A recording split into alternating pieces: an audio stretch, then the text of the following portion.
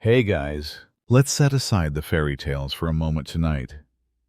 Let the stories of princes and princesses, of love at first sight, in a grand ballroom, gently drift away. Tonight, we're not stepping into that world of fantasy.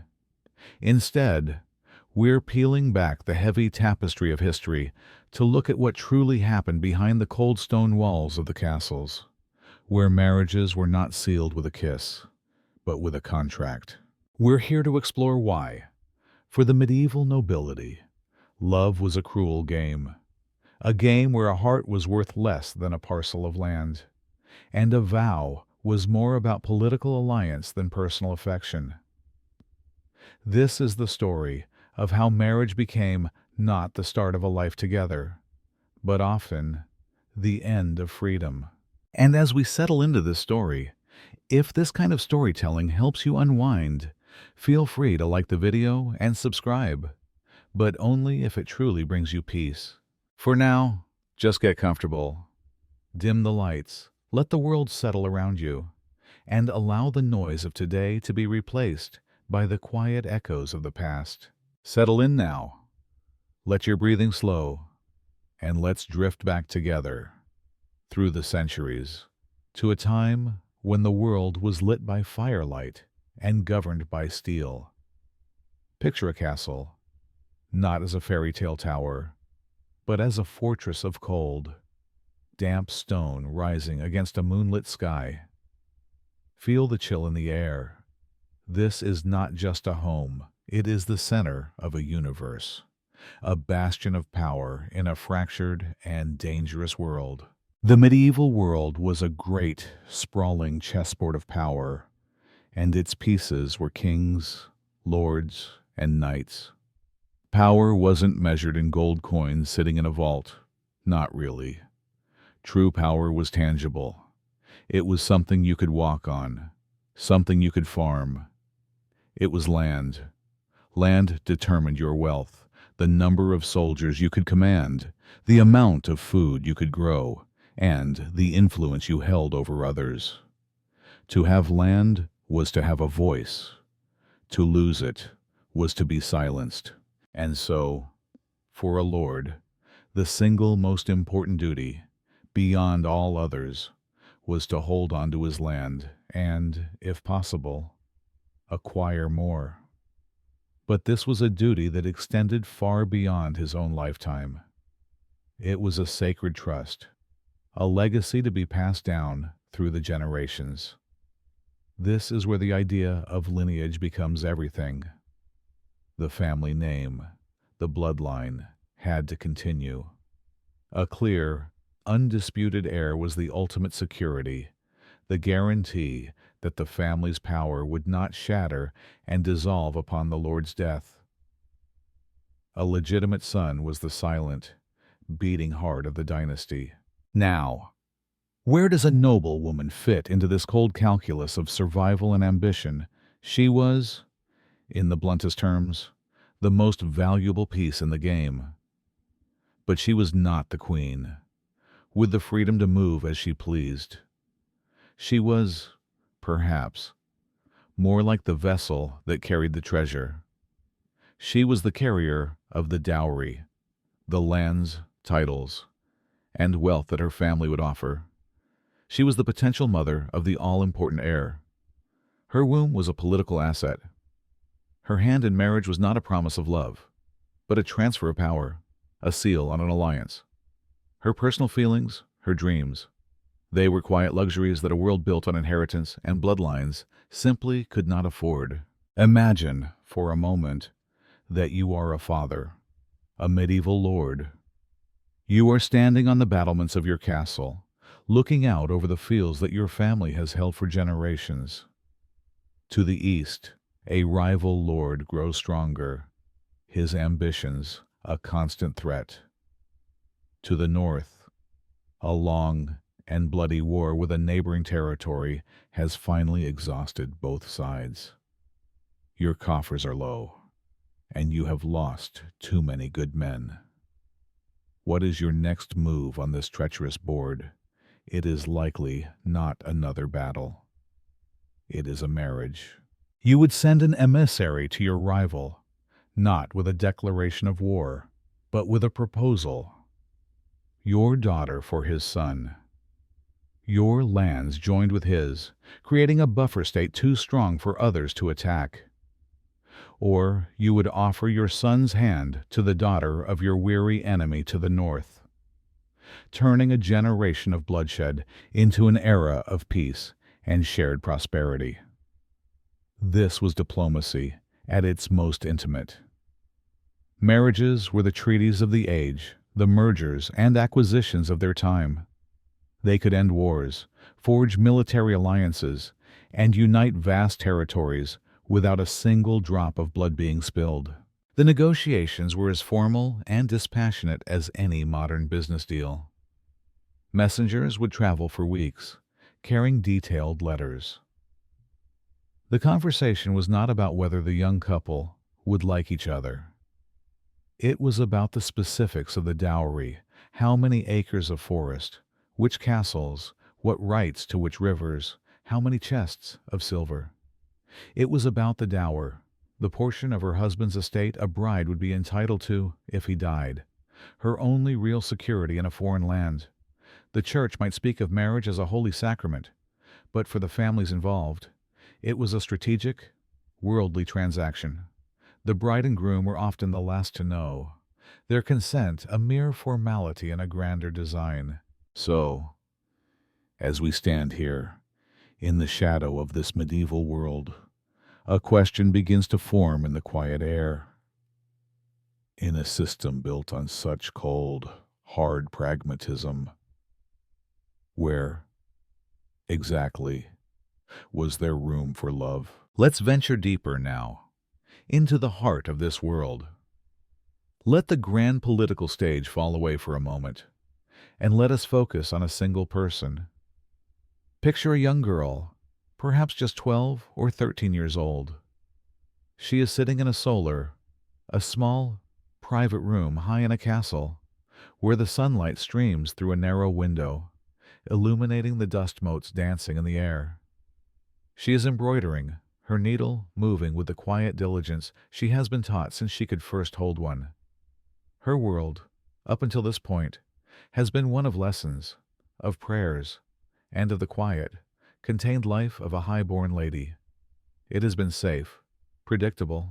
Then, her father enters the room. His expression is not unkind, but it is firm, resolute, and he informs her that she is to be married.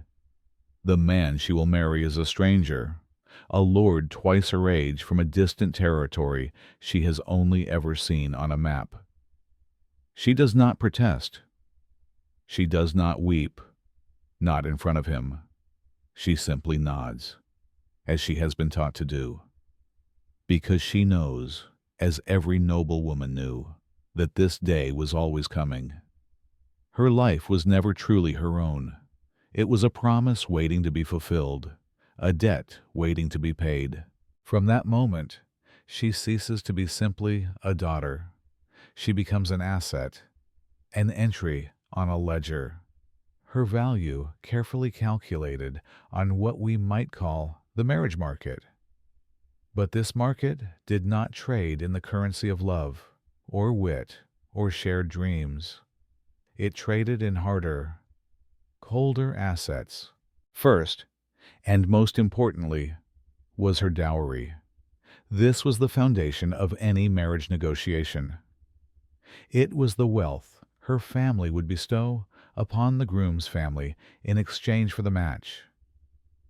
It could be a vast expanse of forested land, a strategically important castle overlooking a river, chests filled with silver, or the rights to collect taxes from a prosperous town. This wasn't a wedding gift. It was an investment, a political maneuver. A powerful dowry could elevate a lesser lord, or it could provide a powerful one with the resources he needed to wage a war or solidify his rule. The girl herself was the vessel that carried this treasure from one family to another. Second was her lineage, the power of her family name. To marry her was to marry her family. Was her father a powerful duke with the king's ear? Was her uncle a renowned military commander? Marrying her could grant a man powerful allies, protect him from his enemies, and elevate his children into the highest echelons of the aristocracy. Her blood was a commodity, a tapestry of connections and influence that a shrewd man could use to weave his own ambitions into reality. And third, a factor both delicate and crucial, was her perceived fertility. In an age without medical science, this was judged by her youth, her apparent health, and the history of her family. Was her mother known for bearing many sons? This was a good sign. The ability to produce a male heir was the silent, unspoken clause in every marriage contract. A wife who failed in this primary duty, regardless of her dowry or lineage, could find her position perilous. She was, in essence, a gamble, a bet that her body would provide the ultimate prize, the continuation of a dynasty. Her beauty, her kindness, her intelligence, these things were pleasant bonuses. Perhaps a lord might be pleased if his new bride was fair of face or gentle in spirit. But these qualities were never the deciding factor. They were the gilt on the edge of the page, not the text itself. The real story was written in deeds and titles, in bloodlines and alliances. And the young girl, sitting in the sunlit room, was the living embodiment of that story, a bride whose price was measured in everything but her own heart. Now, let the image of the young bride fade for a moment, and let us turn our attention to a different room in the castle. This one is not lit by soft sunlight, but by the flickering, businesslike light of candles. There is no embroidery here. There is only a heavy oak table, and around it men of law, clerks, notaries, and the trusted advisers of two great families. Before them, laid out like a battle plan, is a formidable sheet of parchment. This is the next stage of our story, the marriage contract. If marriage was a political game, then this document was its rulebook. Every detail of the union, every possible outcome, was anticipated and recorded here in precise, unforgiving ink. The process was slow and deliberate. Imagine the scratching sound of a quill pen, the only sound in the room, as it records the cold, hard facts of the transaction. First, the dowry. The contract would not speak of it in vague terms. It would list, with painstaking accuracy, the exact assets to be transferred from the bride's family to the groom's. It would name the estates, define their borders by streams and ancient oaks. It would specify the number of livestock, the weight of silver, the bolts of fine cloth. It would detail the timeline of this transfer, a portion upon the betrothal, the remainder upon the wedding day, or perhaps tied to the birth of the first son. Nothing was left to chance. Nothing was trusted to a gentleman's agreement. It was all laid bare on the parchment. Then came the dower. This was a critical clause for the bride's family, her only real safeguard.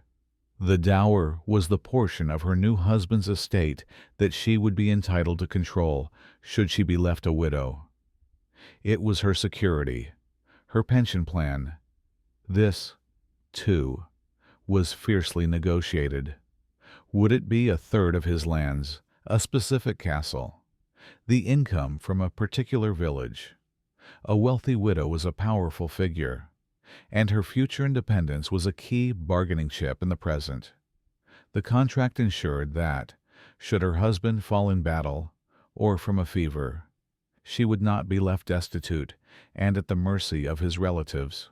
The document delved even deeper into the unfortunate possibilities. It contained clauses for every contingency. What if the bride were to die within a year, Before producing an heir, would the dowry be returned in full? Or, in part, what if, heaven forbid, the marriage could not be consummated, a fact that could render it invalid in the eyes of the Church? The contract was a labyrinth of legal language, designed to protect the interests not of the individuals, but of the dynasties they represented. The names of the bride and groom were on this document, of course, but they were almost footnotes to the real subjects of the text: the land, the wealth, the power.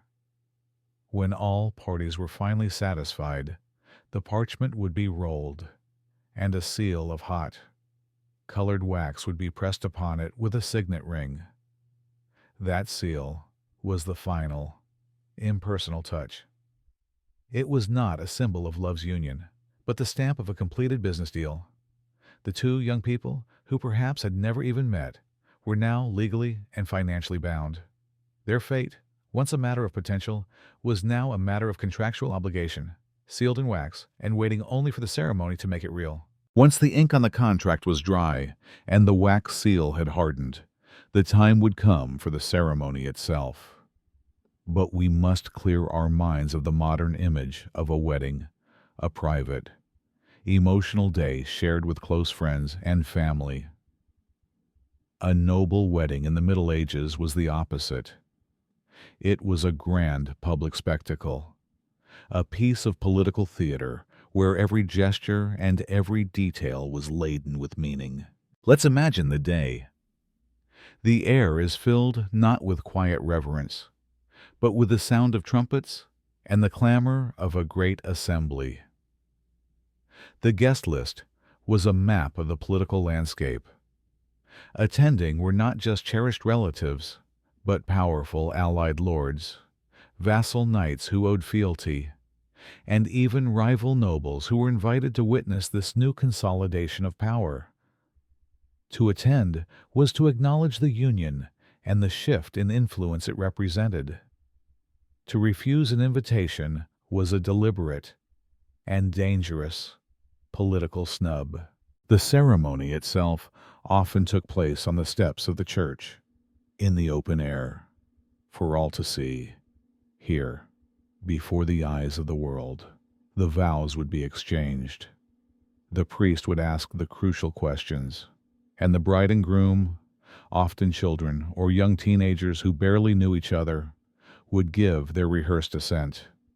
The bride's father would formally hand her over, a clear, physical symbol of the transfer of an asset from one family to another. It was a solemn and binding moment, but its audience was as much political as it was divine. After the church ceremony came the feast, and this was where the true performance of power took place. Imagine a great hall, hung with the expensive tapestries of both families, their crests and colors intertwined for the first time. The tables would groan under the weight of the food: roasted swans and peacocks, pies filled with exotic spices, and wine flowing endlessly from silver flagons. This was not just hospitality. It was a calculated display of wealth. It was a message to every guest: we are powerful, we are prosperous, and our new alliance makes us more so. The seating arrangement itself was a carefully constructed diagram of the social hierarchy. The most powerful allies and relatives sat closest to the bride and groom, while those of lesser rank sat further below the salt. Every guest knew their place and understood the meaning of their position. Entertainment would fill the hall, minstrels singing epic poems, acrobats and jesters all contributing to the sense of occasion and magnificence. And at the center of it all sat the bride and groom. They were the focus of every eye, the reason for the celebration. And yet, they were also strangely passive figures in their own story. The bride, in her heavy, sumptuous gown, was a symbol of her family's wealth and the lands she brought with her. The groom, beside her, was the public face of his family's newfound influence. They would eat, drink, and accept the congratulations of the guests, playing their parts to perfection. But beneath the public smiles and formal courtesies, one can only imagine the swirling thoughts of two strangers, bound together by a contract and now seated at the head of a political rally disguised as a wedding feast, their shared future an unknown and daunting new territory. As the last of the minstrel songs fade and the great hall finally empties, a different kind of silence descends upon the castle. It is a heavy, expectant silence. For the bride and groom, the public performance is over, but the most crucial part of the contract is yet to be fulfilled. We now follow them away from the crowds to the bedchamber, a room that marks the true and final transition from one life to another. Let us be gentle here and try to understand this moment not with modern eyes, but with the weight of historical reality.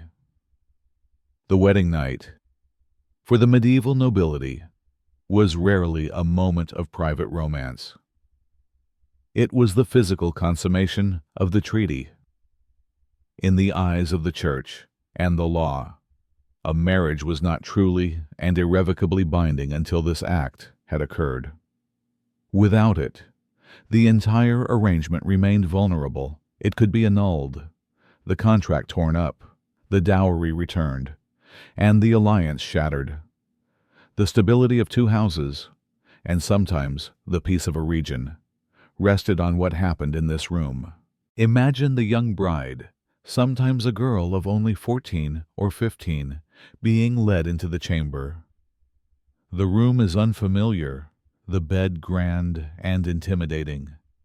The servants who have helped her undress and prepare have finally retreated, their whispers and knowing glances fading down the hallway.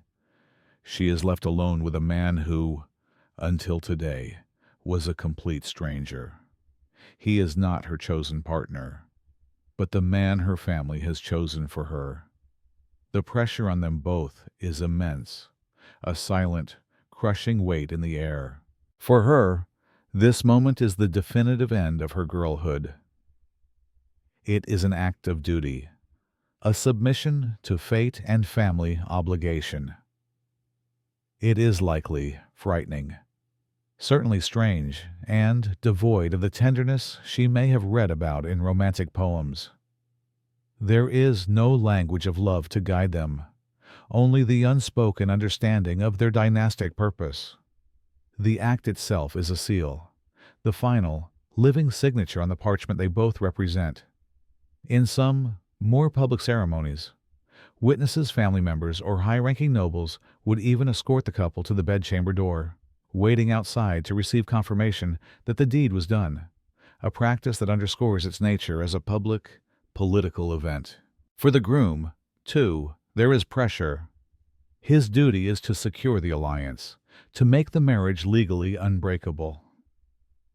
His own personal feelings are secondary to this task. The heir, the future of his lineage, is a thought that is already present. From this night forward, the bride's body is no longer her own. It is a vessel for the next generation of his family. The hope for a son, the anxiety about a barren wife, all of these dynastic fears and ambitions are born in the strained intimacy of this room. This is not the beginning of a shared life built on affection. It is the solemn and often sorrowful consummation of a contract. After the anxieties of the wedding night, a new life would begin. And it is here, in the daily routine of the castle, that we find one of the great paradoxes of the noblewoman's existence. We have seen her as a pawn, a vessel, a seal on a contract. But to imagine that her life after marriage was one of passive, decorative idleness would be a profound mistake. Once she became the lady of the castle, the chatelaine, she was entrusted with a staggering amount of responsibility. Her husband might be the lord, but in his frequent and often prolonged absences, she was the ruler. Let's imagine her husband has been called to war, or to the king's court, or has embarked on a pilgrimage that could last for years. The moment he rides out through the castle gates, the full weight of the domain settles onto her shoulders. She is no longer just a wife, she is a deputy, a manager, and a commander. Her day would begin at dawn, not with leisure, but with duty. The keys to the entire castle, a heavy ring of iron, would hang from her belt, a symbol of her authority. Her first task was managing the household, which was less like a home and more like a small, self-sufficient corporation. She was responsible for overseeing the food supplies, the contents of the granaries, the cellars, and the smokehouses. She had to ensure there was enough bread, ale, and salted meat to feed not just her family, but the entire garrison of soldiers and a legion of servants. She would direct the work of the weavers, the bakers, the brewers, and the blacksmiths. Every candle, every bolt of cloth, every nail hammered into a loose floorboard fell under her purview. But her duties extended far beyond the domestic. She was also the chief financial officer. She would meet with the reeve, the manager of the estate, to go over the accounts. She had to understand crop yields, manage the collection of rents from tenant farmers, and budget for everything from castle repairs to the purchase of a new armor for the guards. Her ledgers would be filled with the practical arithmetic of survival and prosperity. Furthermore, she was the dispenser of justice. In her husband's absence, the great hall became her courtroom. She would preside over the manor court, listening to disputes between villagers, a stolen pig, a disagreement over a property line, and was expected to pass judgment with wisdom and authority. Her word was law. Perhaps most astonishingly, she was the castle's military commander. She was responsible for its defense. She had to know the state of the walls, the readiness of the garrison, and the stores of arrows and weapons. And history is filled with accounts of these noble women, these chatelaines, who took command during a siege, directing soldiers from the battlements, refusing to surrender, and holding the fortress for their husbands against incredible odds. In these moments, she was anything but powerless. She was a figure of immense competence and authority. Yet here is the cruel twist, the invisible chain that bound her, even at her most powerful. All of this authority was delegated. It was not her own. It was power held in trust. The moment her husband's banner was spotted on the horizon, her role as ruler vanished. She would hand back the keys, figuratively and literally. Her word would once again become secondary to his. And if he were to die, her authority would not pass to her, but to her son, even if he was just a boy. She was a powerful queen, but only until the king came home. For all her skills as a manager, a judge, and even a commander, a noble woman's success and security ultimately rested on a single, biological imperative: her ability to produce a healthy male heir. This was not simply a desire. It was her primary function, the ultimate purpose of the alliance that her marriage represented. The entire structure of lineage, land, and legacy depended on it. And so, the birthing chamber became the site of her greatest trial, a place of immense hope and terrifying risk. Let us try to comprehend the sheer danger of childbirth in the medieval age. In a world without sanitation, without antibiotics, without any real understanding of germs or modern medicine, entering labor was akin to a soldier entering battle. The process was long, agonizing, and fraught with peril. A difficult birth, a fever that took hold afterwards, an infection from an unwashed hand, any of these could be a death sentence for the mother, the child, or both. Every noble family had its stories of women lost in childbirth. It was a recurring tragedy, an accepted, feared part of life. For a noblewoman, this battle was one she was expected to face repeatedly, risking her life each time for the continuation of her husband's line. Imagine the atmosphere within the castle as the lady went into labor. The men would wait outside, anxious and impatient. The women of the household would gather in the chamber, with midwives who relied on ancient traditions, herbs, and prayers. The air would be thick with a mixture of female solidarity and intense, unspoken pressure. Every person in that castle, from the lowest stable boy to the lord himself, knew what was at stake. They were all waiting for a single, specific cry. If that cry came, and the midwife announced it was a healthy boy, a wave of profound relief and jubilation would wash over the entire household. The church bells might ring. The Lord would have his heir. The succession was secure. The wife, exhausted but triumphant, would have fulfilled her ultimate duty. Her position in the family, and in the eyes of the world, was now solidified. She was no longer just the vessel of a dowry. She was the mother of the future lord. She had delivered the prize. But if the announcement was that of a daughter, the atmosphere would be starkly different. A daughter was not without value, of course.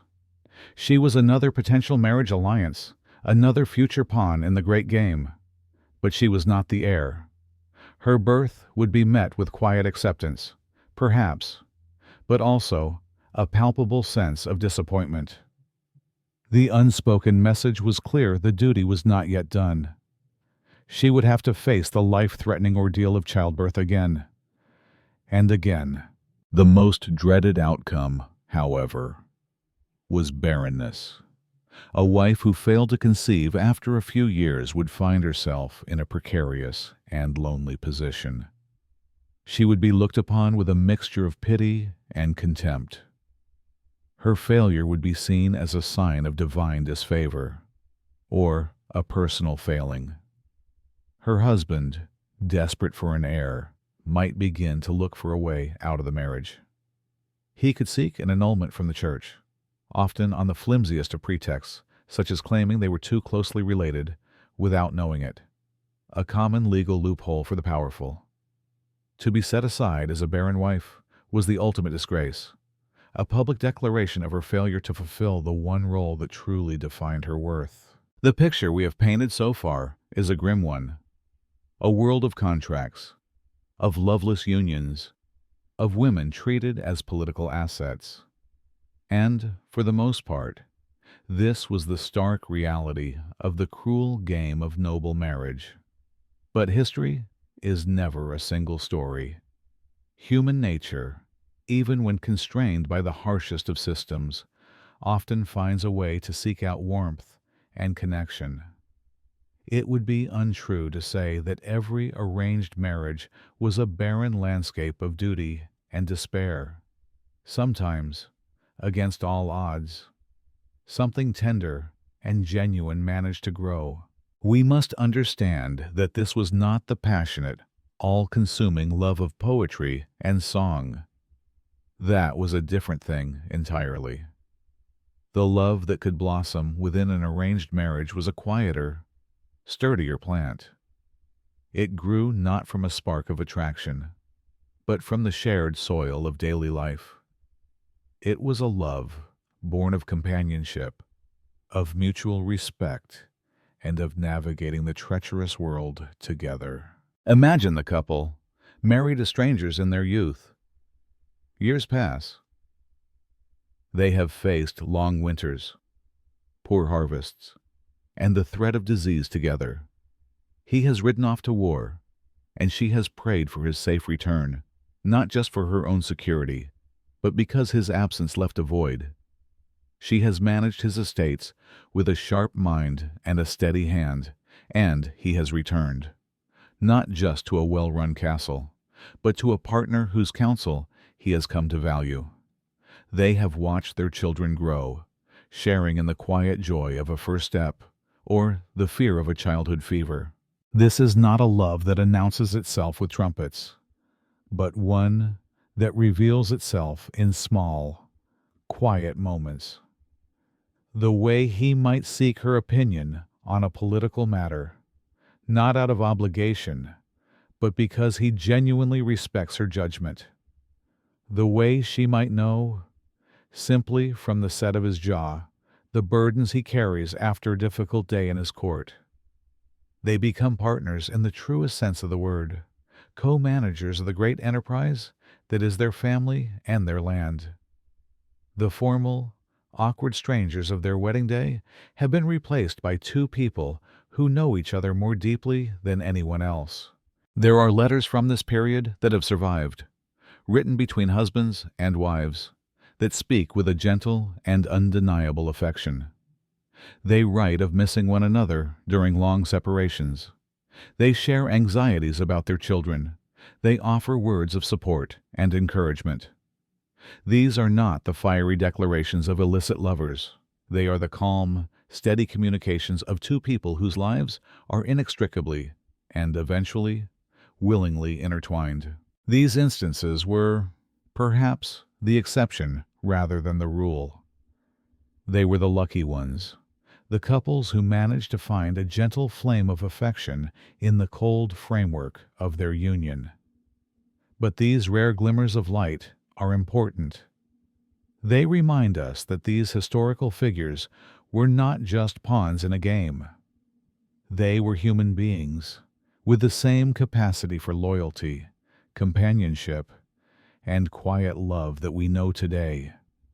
Their world just made it infinitely harder to find. In any marriage, in any era, the question of fidelity is a central one.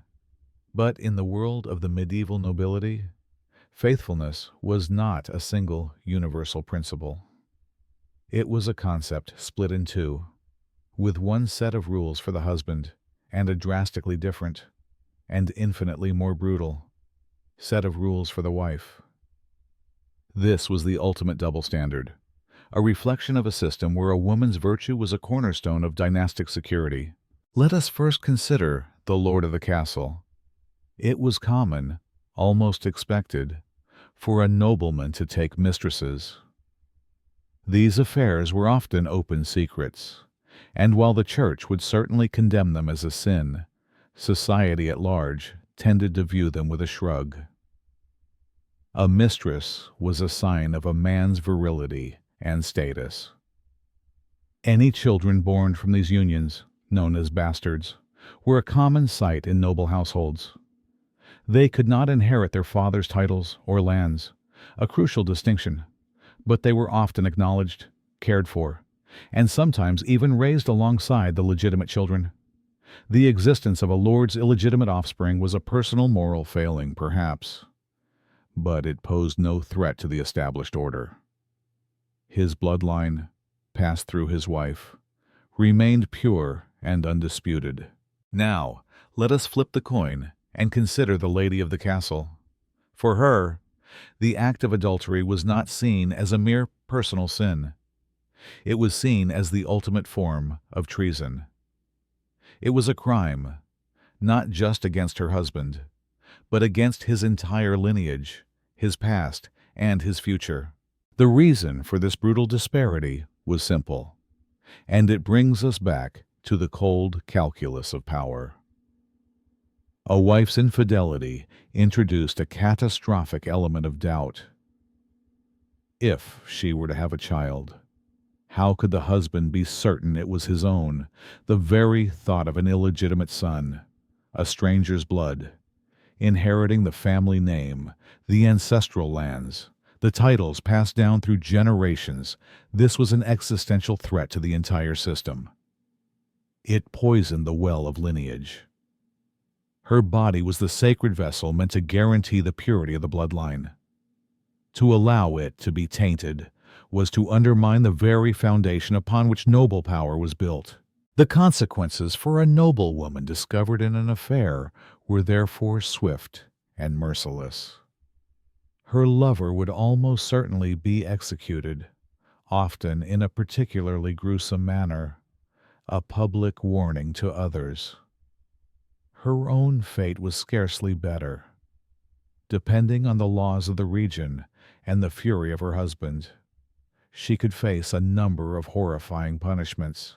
She might be subjected to public humiliation, her hair shorn as she was paraded through the streets. A more common fate was to be repudiated, cast out from her home, and stripped of her titles. Often, she would be imprisoned for the rest of her life within the high, cold walls of a convent, a sentence of living death. In some places, the law even permitted a husband to kill his adulterous wife with his own hands. There was no trial, no mercy. Her betrayal was seen as so fundamental that it placed her outside the bounds of all protection. The game was cruel, but for a woman who broke this particular rule, it was utterly unforgiving. In this world of binding contracts and dynastic duty, what happened when a union became truly unbearable? Or more commonly, what happened when a powerful lord decided his marriage was no longer politically convenient? The modern mind immediately leaps to one word: divorce. But we must set that word aside. In medieval Europe, under the authority of the Catholic Church, there was no such thing as divorce. Marriage was considered a holy sacrament, a bond forged by God Himself. A union, once validly entered into and consummated, was considered indissoluble. What God has joined together, let no man put asunder. This was the law, divine and earthly. The bond was meant to be broken only by death. So, for the vast majority of people, an unhappy marriage was a life sentence. But the nobility, especially the rich and powerful, have always been adept at finding loopholes. If you could not break the lock, perhaps you could argue that the lock was never properly fastened in the first place. This was the logic behind the only true escape route: the annulment. An annulment is not a divorce. A divorce ends a legally existing marriage. An annulment, on the other hand, is a declaration that a true marriage never existed at all. It erases the union from history, as if it never happened. To get one, a powerful noble had to petition the ecclesiastical courts and provide a valid reason, a canonical impediment that had existed at the time of the wedding, rendering it invalid from the very beginning. The most common, and most easily manipulated, of these reasons was consanguinity, the claim that the husband and wife were too closely related to marry. The Church had a vast and incredibly complex set of rules about who was related to whom, calculating degrees of kinship that could stretch out to third or fourth cousins. It was so complex that for the interconnected noble houses of Europe, it was almost impossible not to be related in some distant way. This provided the perfect political tool. A lord could be married to a princess for 20 years. But if she failed to produce a son, or if a more advantageous political alliance presented itself, his lawyers could suddenly discover a long-lost common great-great-grandparent. They would present this new evidence to the Church, arguing that the marriage had been incestuous in the eyes of God all along and must be annulled. It was a cynical but highly effective strategy. Other grounds existed as well. A marriage could be annulled if it was proven that one of the parties had been forced into it against their will, or if there was a pre-existing contract of marriage to another person. And as we've discussed, a lack of consummation was a powerful argument that no true marriage had ever been formed. But we must be clear, this was not a lifeline for a miserable, trapped wife. The process of annulment was incredibly expensive, requiring massive fees to the church courts and influential connections, sometimes reaching all the way to the Pope in Rome. It was a weapon wielded by the powerful, almost always by men, to serve their own dynastic ambitions. For an unhappy noblewoman without a powerful family to back her, the idea of escaping her marriage was little more than a fantasy. The contract that had sealed her fate at 12 years old was, for her, as permanent as the stone walls of her castle. So, if marriage was a cold contract, and a woman's life was a chain of duties, where did all the human emotions go? Where was the longing, the passion, the romance that seemed so essential to the human spirit? It did not simply vanish. Instead, it was channeled into a separate, elaborate, and beautiful world that ran parallel to the harsh reality of noble life. This was the world of Fenimore, what we now call courtly love. This was not a system for choosing a husband or a wife.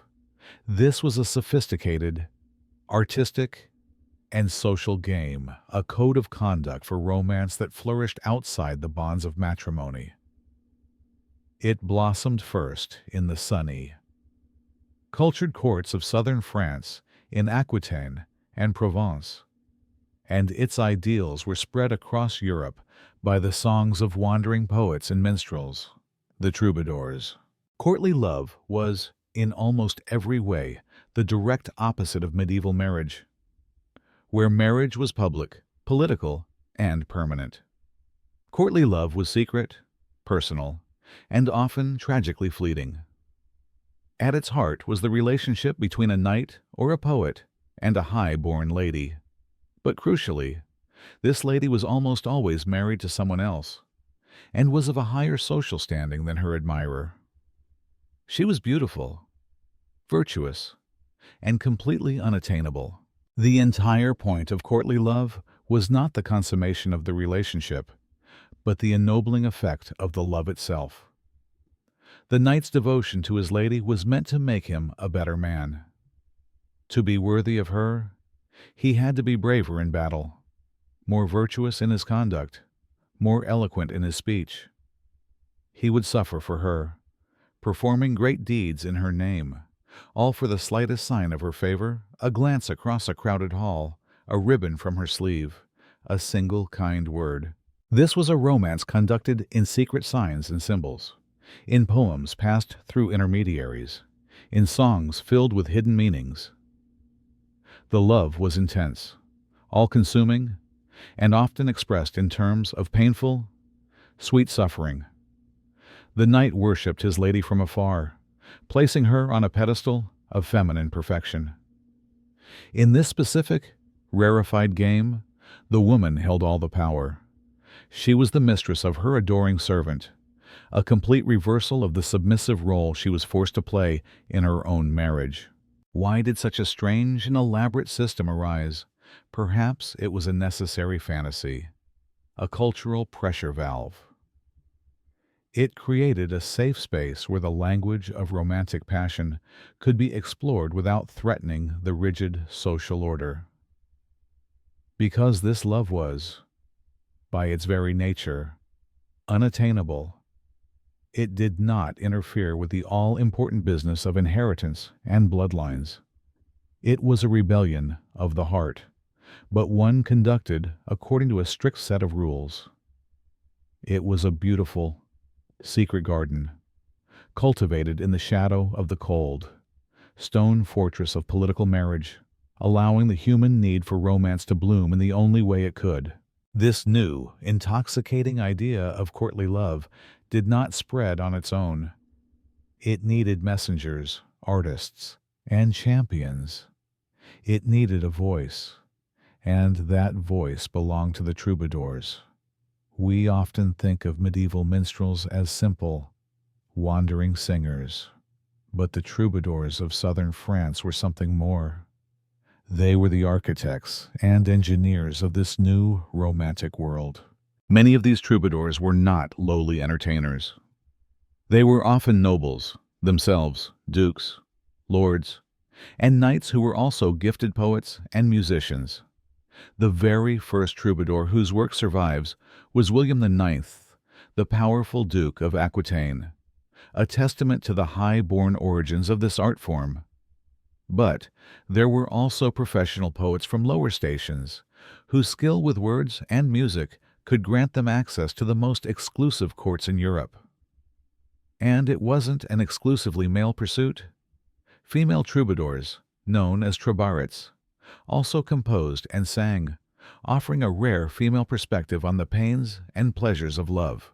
Imagine the scene. A castle feast is winding down. The day has been filled with talk of politics, harvests, and warfare.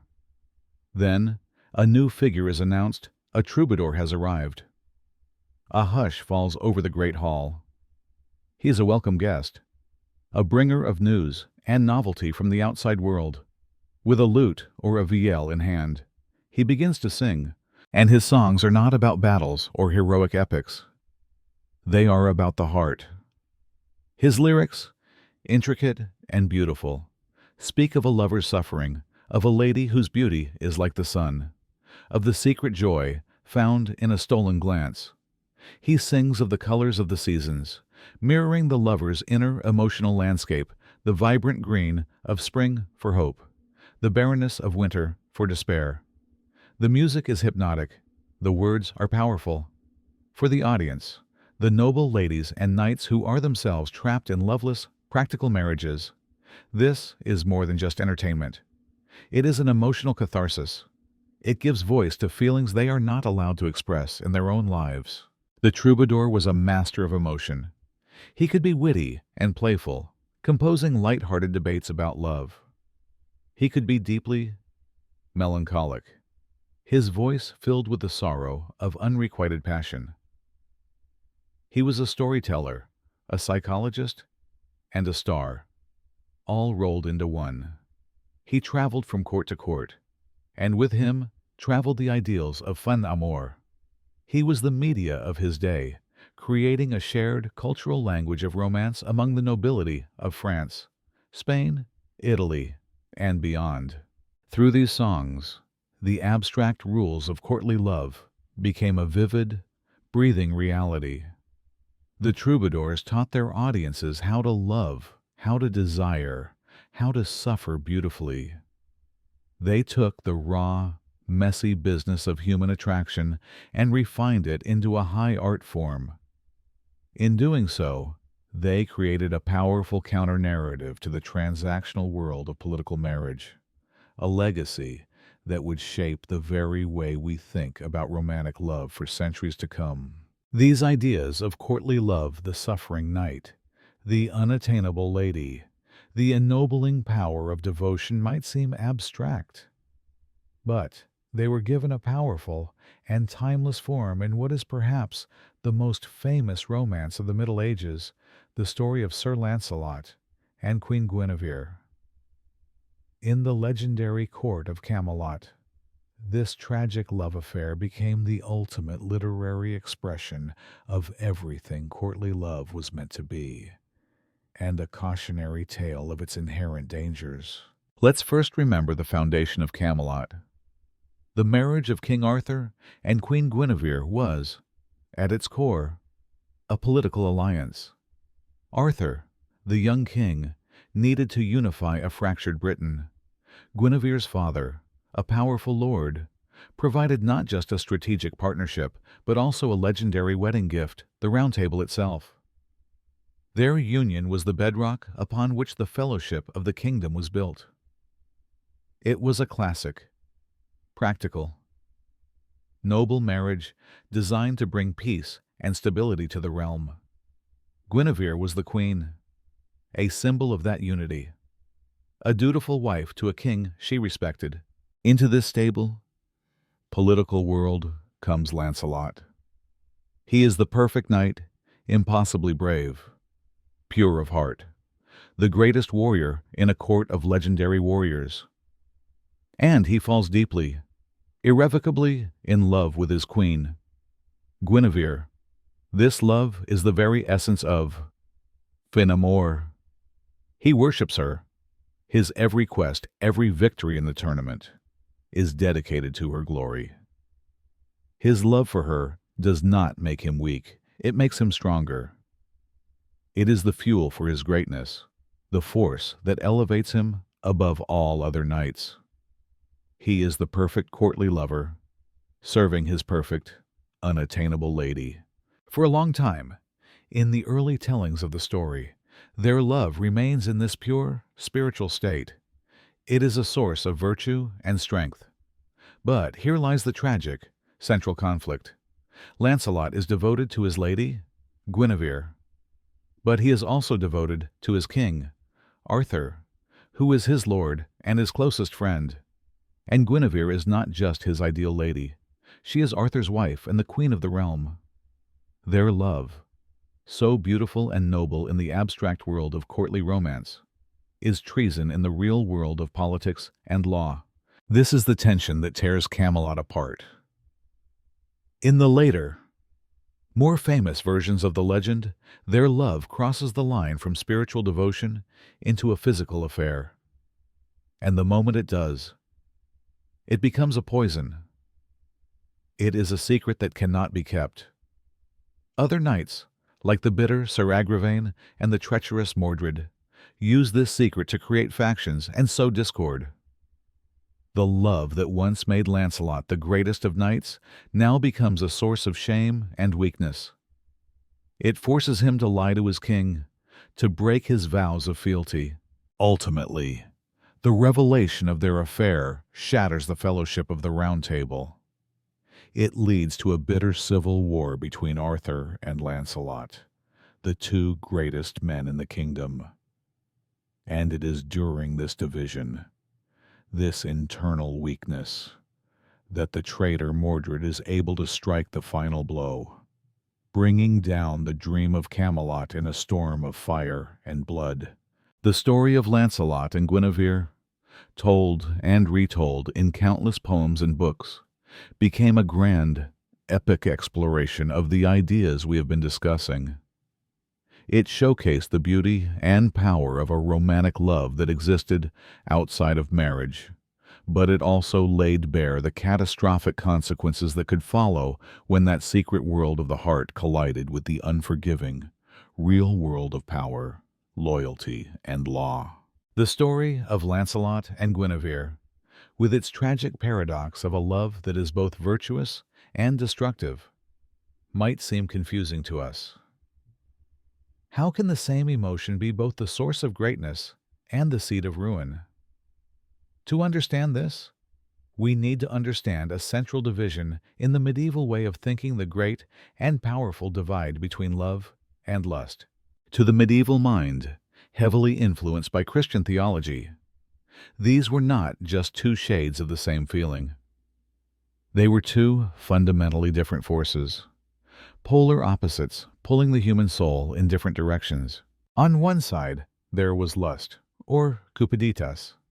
This was seen as a base, earthly, and selfish desire. It was a craving of the flesh, rooted in sin and disorder. It was the chaotic force that led people astray, that caused them to break vows and betray trusts. It was seen as a kind of selfish taking, a desire to possess another person for one's own gratification. When Lancelot and Guinevere's relationship crosses the line into a physical affair, it falls from the world of noble ideals into the realm of cupiditas. And it is this fall that brings chaos and destruction to the kingdom. On the other side, there was true love, known as amor, or, in a Christian context, caritas. This was a higher, spiritual, and selfless love. It was a love that was not about taking, but about giving. It was a love that admired the goodness, beauty, and virtue in another person, and in doing so, elevated one's own soul, bringing it closer to the divine. The entire philosophy of courtly love was an attempt to channel the powerful energy of attraction into this higher form of amour. The knight's devotion to his unattainable lady was meant to be an exercise in this pure love. By worshipping her from afar, by suffering for her, he was purifying his own desires. He was learning to love selflessly. The lady, in this idealized framework, acted as a kind of stand-in for divine beauty and goodness. To love her purely was a virtuous act, a spiritual discipline that made the knight a better man. So, The entire elaborate game of courtly love existed on a razor's edge, precariously balanced between these two poles. It was an attempt to experience all the intensity of romantic passion while keeping it firmly in the noble category of amour. The moment it tipped over into physical consummation, it risked becoming sinful cupiditas. This helps to explain so many of the period's contradictions. The physical relationship within marriage was sanctioned by the Church for the purpose of procreation, so it was set apart from simple lust. But because marriage was so often a cold, political contract, it was frequently devoid of any true amour. Courtly love, then, was the search for that missing amour in a safe space outside the marriage bed. This philosophical divide is the key. It explains why a knight could worship a married woman and be seen as virtuous, while the physical expression of that love could damn them both. It was a constant, delicate, and often impossible struggle to keep the desires of the heart aimed toward heaven and away from the temptations of the earth. In a world with so few choices for women, where marriage was a binding contract and love a dangerous game, there was one other major path a noble woman's life could take: the path to the church. The convent, or nunnery, looms large in the medieval landscape, a place of high walls and quiet courtyards. But was it a prison or a sanctuary? The truth is, it was often both, its meaning changing entirely depending on whether a woman was walking through its gates by force or by choice. First, let us consider the convent as a prison. For powerful men, the convent was a convenient and final solution for inconvenient women. A wife who had failed to produce a male heir, becoming an obstacle to a new, more fertile marriage, might find herself strongly encouraged to take the veil.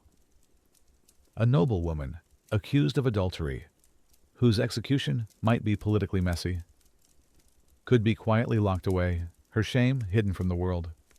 Daughters who were too numerous, for whom suitable dowries could not be found, might be dedicated to the church to save the family expense. For these women, the ceremony of becoming a nun was a funeral for their worldly life. Their fine clothes were replaced with coarse robes, their hair was shorn, and the convent gates closed behind them like the door of a tomb. It was a life sentence, a genteel imprisonment sanctioned by God. However, there is another side to this story, a side of active choice and profound freedom. For many young women, contemplating their future from within their father's castle, the prospect of the convent was not a threat, but a welcome escape.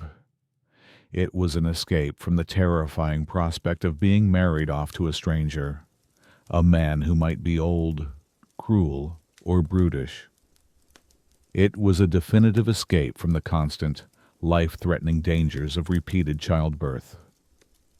To choose the convent was to choose to remain in control of her own body, a radical act in the medieval world. Furthermore, the convent offered something that was almost impossible for a noble woman to find elsewhere: an education and a life of the mind. While most laywomen were taught only the domestic arts, a nun could learn to read and write, not just in her own language, but in Latin, the language of scripture, science, and philosophy. Convents were centers of learning and art.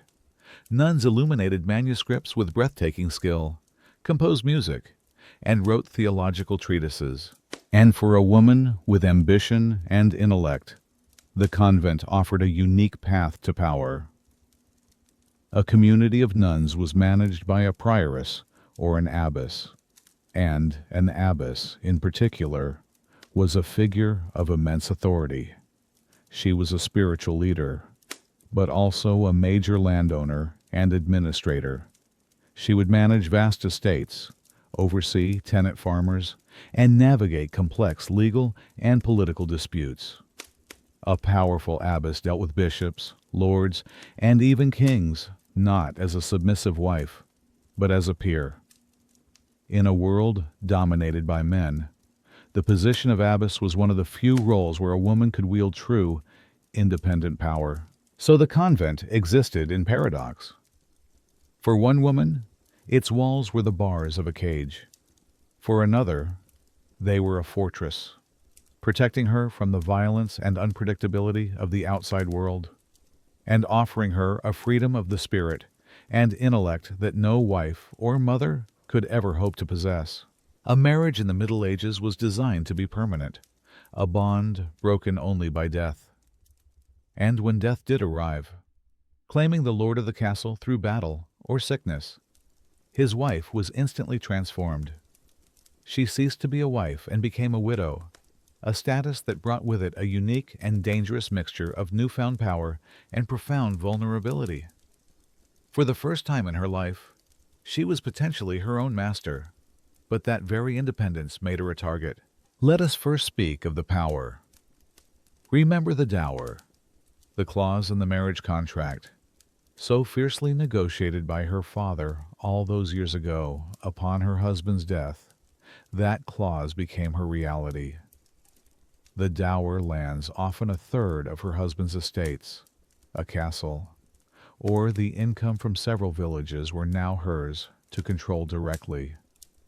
For the first time since she was a child, she was not under the legal authority of a father or a husband. She had her own income, her own property, her own court. She was an independent agent. A wealthy widow was a formidable figure. She had experience running a large household. She understood politics.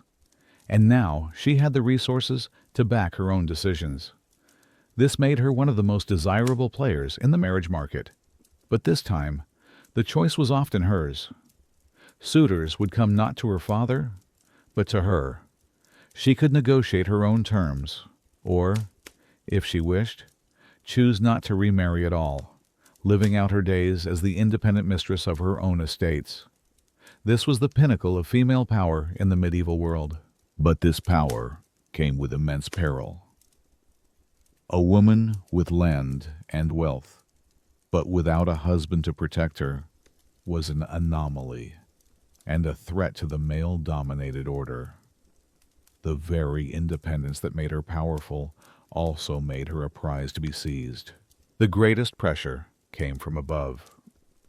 Her deceased husband's overlord, a powerful duke, or the king himself, often claimed the right to arrange her remarriage. Her dower lands were a valuable piece of the feudal puzzle, and the king would want them controlled by a man loyal to him. A widow could face immense political pressure, even direct orders, to remarry a man chosen by the crown, effectively stripping her of her newfound freedom. She also faced threats from her late husband's family. Male relatives might challenge her right to be the guardian of her own young son, the heir.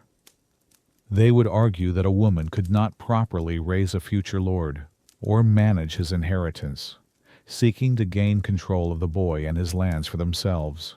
The most direct danger, however, was physical. The abduction of wealthy widows was a shockingly common crime.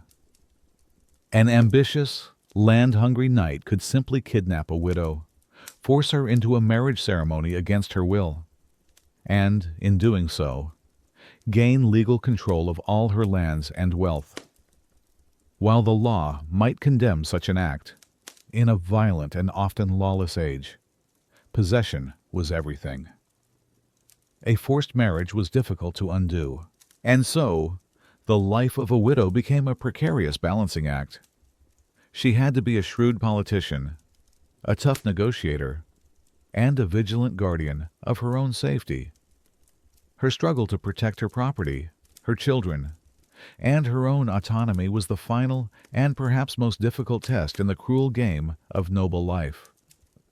It was a brief, dazzling moment of freedom, played out constantly under the shadow of a world that was determined to place her back under a man's control. We have spent much of our time in the quiet chambers and fraught mind of the noble woman, and for good reason. The game of marriage was often most cruel to her, but it would be a mistake to assume that her male counterpart, the young lord or groom, was a figure of complete freedom and triumphant power. He, too, was a piece in the game, a man bound by duty, living within a different kind of cage. From the moment he was born, the young lord was not raised to be an individual. He was raised to be an heir. His life was a long, arduous training for a role he had not chosen. While his sister was taught embroidery and household management, he was taught the brutal arts of war and the cold calculus of politics. He learned to ride a horse before he could properly read, to swing a sword as soon as he had the strength to lift it. His boyhood was not a time of play, but of preparation for the day he would have to defend his lands and lead men into battle. His emotions were seen as a liability. He was taught to be hard, to show no weakness, to put the needs of his lineage above any personal feeling. When the time came for his marriage, his own desires were rarely part of the equation. He might have preferred a different bride, or perhaps no bride at all for a few more years. But his father, his king, his family's strategic needs, these were the forces that chose for him. He would be presented with his betrothed, a girl he had never met, and told that this union would secure a vital alliance or bring peace to a troubled border. And, like his bride, he was expected to accept his fate with solemn duty. For him, the wedding night was not an act of romance, but the first step in his most critical duty, siring an heir. He carried the weight of generations on his shoulders. The ghosts of his ancestors watched him, waiting for him to secure the future. The pressure was immense. A barren marriage was not just his wife's failure, it was his failure as a lord. It was a sign of weakness, a crack in the foundation of his dynasty that his enemies would be quick to notice. And while he had the freedom to take mistresses, this was often a hollow liberty. It was a distraction, not a true connection. And it came with its own complications of illegitimate children and the potential anger of his wife's powerful family. He was surrounded by people, yet often deeply alone. His wife was a stranger, a political partner whose family might be his own family's traditional rivals. He had to trust her to run his home, to raise his children. Yet he might never feel he could truly trust her with his heart. His life was a constant performance of strength and authority, a lonely vigil atop the castle walls, forever guarding a legacy he had been given, never forged for himself. The political maneuvering of marriage was such a long and complex game that noble families often began to play it almost from the moment of birth. In our story, we have imagined brides of 12 or 14, but the reality was often even more startling. The practice of childhood betrothal meant that a person's entire life path could be sealed before they could even walk or talk. These were vows made for cradles, futures traded between infants. Imagine two powerful lords wishing to seal a long-term peace treaty or a grand alliance. The most powerful way to bind their houses together was not just for one generation, but for the next. And so, they would draw up a contract betrothing one's infant son to the other's infant daughter. These children, a boy of 2 and a girl of perhaps only a few months, were now legally promised to one another. Their future was a closed book, written and sealed by their fathers. These were not merely informal understandings. A betrothal was a serious legal contract, recognized by the church and the law. Breaking it was a grave offense that could shatter an alliance and lead to war. As these two children grew up, they would do so with the knowledge of this unchangeable fact. They were not simply a boy and a girl. They were the betrothed. In some cases, the young bride-to-be would even be sent to be raised in the household of her future husband. This was seen as a practical measure. She would learn the customs of her new family, build relationships with her future in-laws, and be groomed for her specific role as the future lady of that castle. But imagine the reality for that child. She was a permanent guest in a foreign home, separated from her own parents and siblings at a tender age. She was a living symbol of a political treaty, her every action watched and judged. Her playmate was the boy she knew she was destined to marry, a relationship stripped of all childhood innocence and spontaneity. This practice created a strange and artificial intimacy. The couple grew up together, their lives intertwined from the beginning. This could, in some rare cases, foster a genuine, sibling-like affection that later deepened into a comfortable partnership. They were, if nothing else, completely familiar with one another, but more often, it created a relationship built on a foundation of duty rather than discovery. There was no courtship, no choice, no romantic surprise. Their marriage, when it finally took place after they reached the age of consent, was simply the final, inevitable step in a process that had begun decades earlier. It was the quiet culmination of a lifetime of expectation. For these children, love was not something to be found. It was an arrangement to be endured, a promise made for them long before they understood what a promise even was. Let us now focus on the journey that followed the signing of the marriage contract. For the groom, life would continue much as before. But for the bride, marriage almost always meant a profound and terrifying upheaval, leaving behind everything she had ever known.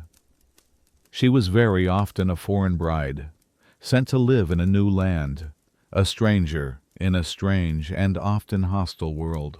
Imagine the procession. A young woman, perhaps 15, riding away from her family home for the last time. Her entire world, her parents, her siblings, her childhood friends, the very landscape she knew is shrinking behind her. She travels for weeks, through unfamiliar territory, to the castle of her new husband. The language spoken there might be a dialect she barely understands. The food, the customs, the courtly etiquette, all of it is alien to her. She is accompanied by a small retinue of her own ladies-in-waiting, her only connection to her past. But she knows that she is the one who must adapt. Upon her arrival, she is not greeted as a beloved daughter, but as a political symbol. She is the embodiment of an alliance, and her every move is scrutinized. The court of her new husband is a web of existing loyalties and hidden rivalries. She must learn who to trust, who to flatter, and who to fear. The most powerful figure in this new world is often her mother-in-law, the dowager lady of the castle.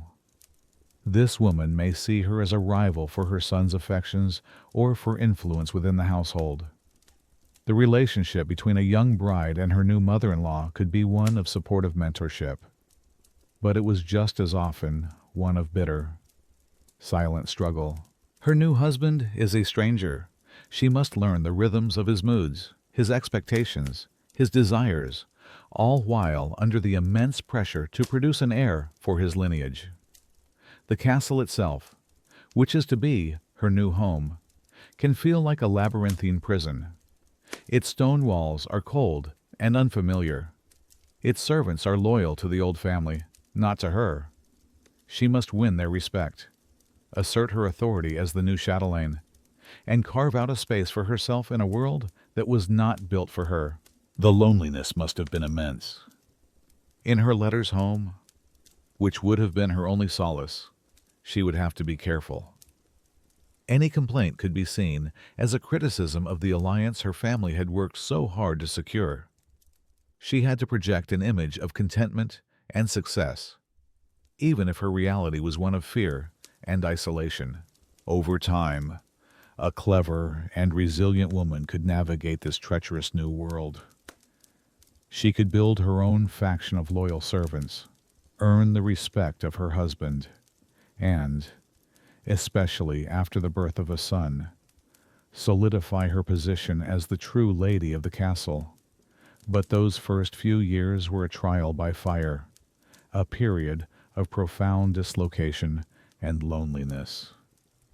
She was a diplomat in a foreign court, an ambassador for her family, and a wife to a stranger, all before she had truly had a chance to become herself. Hovering over every aspect of medieval life, from the birth of a child to the death of a king, was the immense, overarching presence of the Church. And in no area was its grip more powerful and more complex than in the matter of marriage. To understand the game of noble marriage, we must understand the Church's role not just as a spiritual guide, but as a supreme legal and political authority that wrote many of the rules. The Church taught that marriage was one of the 7 holy sacraments, a sacred covenant blessed by God. This doctrine was the source of its immense power. Because marriage was a sacrament, only the Church could legislate it. Only its ecclesiastical courts could rule on its validity. Kings and lords could draw up contracts, but it was the Church that held the ultimate authority to recognize or erase a union. This authority was a double-edged sword. On one hand, the sanctity of marriage provided a degree of protection. The idea that a union was indissoluble meant a husband could not simply cast his wife aside on a whim. The Church, in theory, defended the permanence of the family unit. It preached that husband and wife had a sacred duty to one another, a partnership with a divine purpose, the procreation of children to be raised within the Christian faith. But on the other hand, the Church's doctrines were often wielded as political tools by the very people they were meant to constrain. The complex rules of consanguinity, for instance, were a prime example. The Church forbade marriage between relatives to an extensive degree. While this was intended to prevent incest and promote social harmony, it created a legal labyrinth that the powerful could easily exploit. A king wishing to annul his marriage could fund genealogical research to prove a distant, previously unknown blood relationship to his wife, forcing the Church to declare the union invalid. The doctrine became a loophole. Furthermore, the Church's stance on the physical aspect of marriage was deeply conflicted. It was necessary for procreation, the marital debt that spouses owed each other, but it was also viewed with suspicion, as an act tied to the sinful desires of the flesh. This created a strange tension, where the central act of a marriage was simultaneously a sacred duty and a potential occasion for sin. This suspicion of the physical world is what helped create the cultural space for courtly love, which celebrated a purer, non-physical devotion. The Church was also a massive landowner and a political power in its own right. Bishops and abbots were often from noble families themselves and were deeply involved in the political maneuvering of the day. They would advise kings on marriage alliances, act as intermediaries in negotiations, and sit on the courts that decided the fates of these unions. Their decisions were rarely free from political pressure. A plea for annulment from a powerful king who was a major benefactor of the Church was far more likely to be heard than one from a minor, insignificant lord. The sacred rules, in practice, could often be bent by worldly power, while the noble wife was the public, official partner in the great enterprise of lineage. There often existed a parallel figure in the Lord's life, the mistress. She was a resident of the shadow court, a woman whose power was unofficial, but could, at times, rival that of the lady of the castle herself. The dynamic between the wife and the mistress was a silent, complex, and often bitter feature of noble life. A mistress was not simply a fleeting affair. A favored, long-term mistress could become a permanent fixture in a lord's life. She offered something the wife, in her role as a political partner, often could not companionship free from the pressures of dynastic duty. With his mistress, a lord could escape the rigid formality of his public life. Theirs was a relationship of choice, not contract. This could create a genuine bond of affection and intimacy that was absent from the marriage bed. The position of a mistress was, however, entirely precarious. She had no legal rights. Her status, her wealth, her very presence at court depended entirely on the continued favor of one man. While a wife's position was secured by her family and a legal contract, a mistress's was secured only by her charm, her wit, and her ability to hold her lover's interest. She lived a life of gilded uncertainty. A powerful mistress could wield significant influence. Lords would often confide in their mistresses, seeking their advice on matters of court and politics. Ambitious men, seeking the lord's favor, might court the mistress, knowing that a word from her in a private moment could be more effective than a week of formal petitions. She could help secure positions for her friends and relatives, and bring ruin to her enemies. Famous royal mistresses, like Agnes Sorel in France or Alice Perrers in England, were known to have a powerful sway over the affairs of the entire kingdom. This unofficial power was a source of immense tension with the legitimate wife.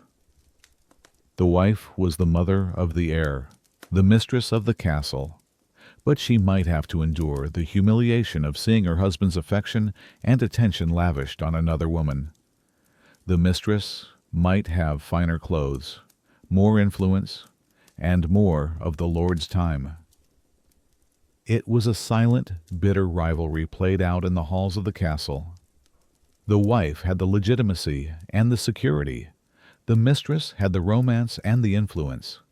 Each possessed what the other lacked. For the children of a mistress, life was equally precarious. These bastards could not inherit, but a beloved mistress could often persuade her lordly lover to provide generously for their children, granting them lands, titles, or advantageous marriages. This could cause further resentment from the legitimate family, who saw the family's wealth being siphoned off to a rival bloodline. The shadow court of the mistress, with her network of friends and her ambitious children, was a constant source of potential instability, a quiet challenge to the official, sanctioned world of the noble wife. Born from the unofficial unions of lords and their mistresses, the noble bastard occupied one of the most unique and precarious positions in medieval society. He was a walking contradiction, a person of high blood but low birth. He carried the noble features of his powerful father, but was barred from inheriting his name or his lands.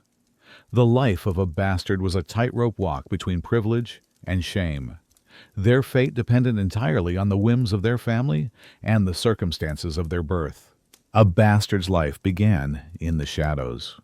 He was the living proof of his father's sin, a potential source of embarrassment to the legitimate family. His existence was an insult to the noble wife, and his relationship with his legitimate half-siblings was often fraught with tension and jealousy. He was family, but not quite. He was a constant reminder of a world outside the sanctioned lines of inheritance. The attitude toward a bastard varied enormously.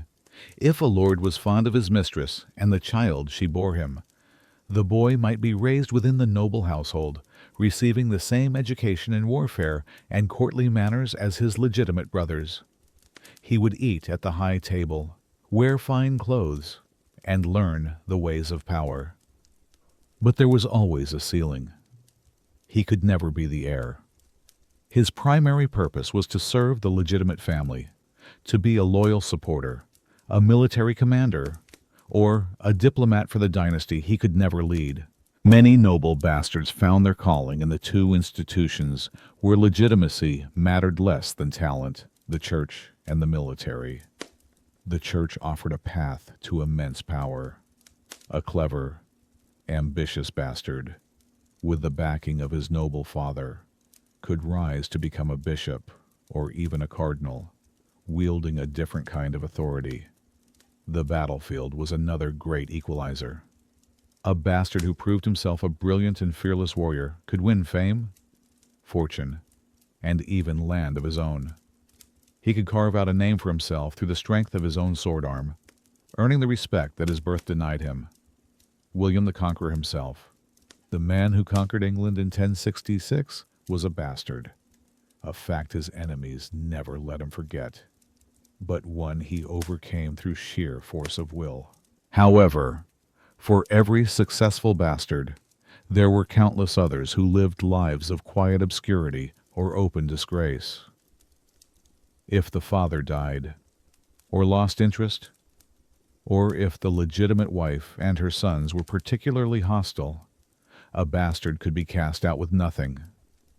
He could be left to fend for himself, his noble blood a curse rather than a blessing, a reminder of a world to which he had no claim.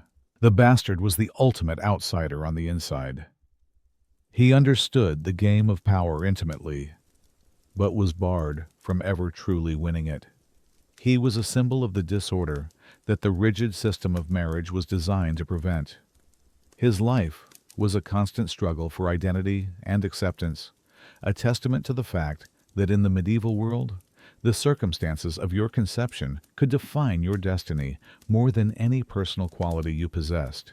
In our modern world of medicine and long life expectancies, we have been insulated from a terror that was a constant, intimate presence in the medieval castle, the tyranny of biology. Life was fragile. A simple infection from a small cut, a fever that swept through the household, a bout of dysentery, any of these could be fatal. And childbirth, as we have seen, was a mortal danger. This constant fragility of life placed an almost unbearable pressure on the core purpose of noble marriage, the creation of a secure line of succession. The desperate need for an heir was not just about pride, it was about stability. A lord with no children, or only a single, sickly son, was in a position of extreme weakness. His rivals would watch him like hawks, waiting for his line to fail so they could make a claim on his lands. His own vassals might become disloyal, hedging their bets and seeking alliances with other, more secure powers. The health of a single small boy in a drafty castle could determine the political stability of an entire region. Imagine the atmosphere in a castle where the only son and heir falls ill. All the power, all the wealth, all the strategic alliances mean nothing in the face of a child's fever. The lord and lady would be frantic. They would summon physicians, who would rely on a mixture of prayer, astrology, and remedies like bloodletting that were often more dangerous than the illness itself. The entire household would hold its breath, knowing that their own futures hung in the balance. If the child died, the lord would be back to where he started, his dynasty insecure, his wife facing the renewed, life-threatening pressure to produce another heir. This desperation for an heir and a spare, as it was later called, was a driving force behind many of the actions we have discussed. It was why a lord might seek to annul his marriage to an older wife and marry a younger, hopefully more fertile bride. It was why the birth of a son was met with such wild celebration, and the birth of a daughter with quiet disappointment. It wasn't a lack of affection for the daughter, but a pragmatic fear that the family's future was still not secure. The tyranny of biology also shaped the marriage market. A young bride from a large, healthy, and famously fertile family was a much more valuable prize than one from a family with a history of sickness or infant mortality. A lord's own health was a factor. A sickly lord would be urged to marry and produce an heir as quickly as possible. This constant dance with death made the game of marriage even more cruel. There was no time for affection to grow slowly. The need for heirs was urgent and immediate.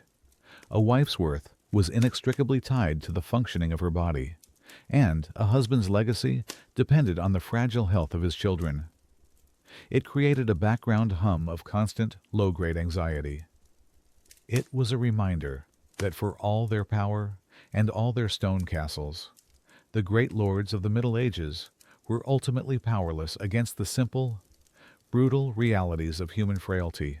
All the rules of the noble marriage game that we have explored, the contracts, the dowries, the dynastic pressure, were amplified 100-fold when the participants were not merely lords and ladies, but kings, queens, princes, and princesses. In a royal match, the stakes were no longer just a castle or a parcel of land. The dowry could be an entire kingdom. The alliance could shift the balance of power across the continent, and the failure to produce an heir could plunge a nation into civil war. When a princess was born, she was viewed from birth as a major instrument of foreign policy. Her potential marriage was a bargaining chip that her father, the king, could use in his diplomatic dealings with other nations. She might be betrothed in her cradle to a foreign prince to seal a peace treaty, or her hand might be offered to several different courts at once as her father tried to negotiate the most advantageous deal. Her personal life was entirely subordinate to the needs of the state, what was known as raison d'etat. The journey of a royal bride to her new kingdom was a massive political event. She would travel with a huge retinue, a magnificent procession designed to display the wealth and power of her home country. When she arrived, she entered a world of intense scrutiny and protocol. Her every word and action would be analyzed for its political meaning. She was not just a new wife for the king, she was the living embodiment of a treaty, and her success or failure at court could strengthen or weaken the relationship between the two nations. The pressure to produce an heir was a matter of national security. The entire kingdom waited for the news that the queen was pregnant. If she produced a son, the nation would celebrate. The dynasty was secure. But if she failed, or produced only daughters, it could trigger a succession crisis. Ambitious cousins or rival claimants to the throne would begin to plot, seeing a potential moment of weakness. The famous case of King Henry VIII of England and his desperate, realm-shattering quest for a male heir is the most extreme example of how this dynastic pressure could change the course of history.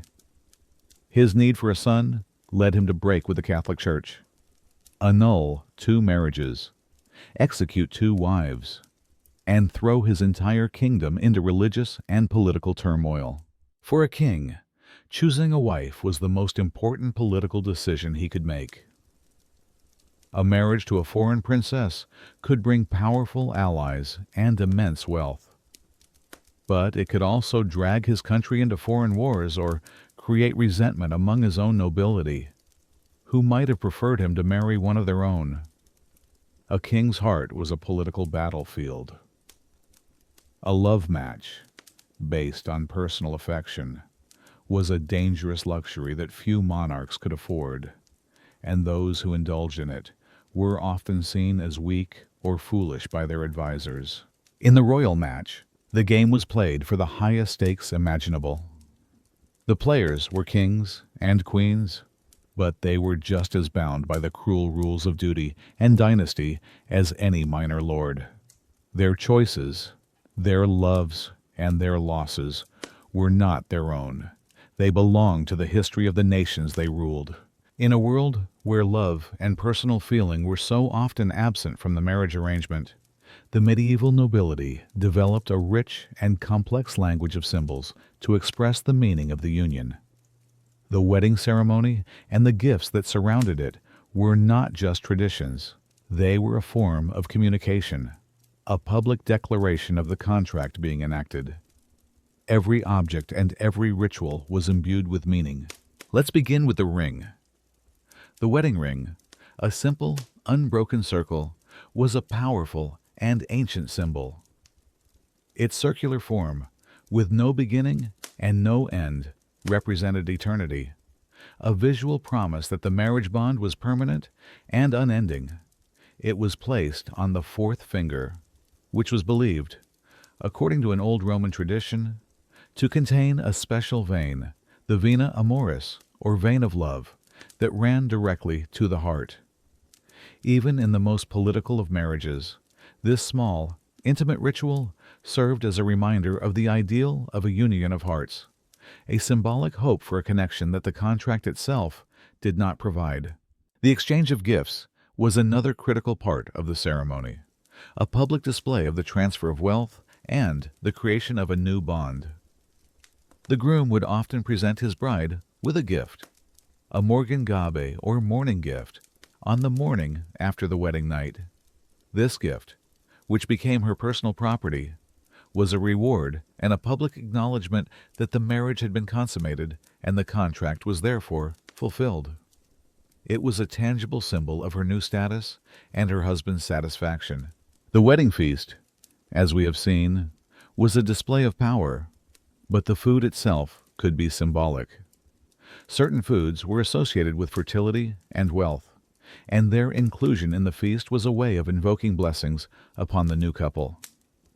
Spices, which were incredibly expensive and imported from the East, were used lavishly, not just for flavor, but to signal the immense wealth and global connections of the host families. Even the colors worn by the bride and her party carried meaning.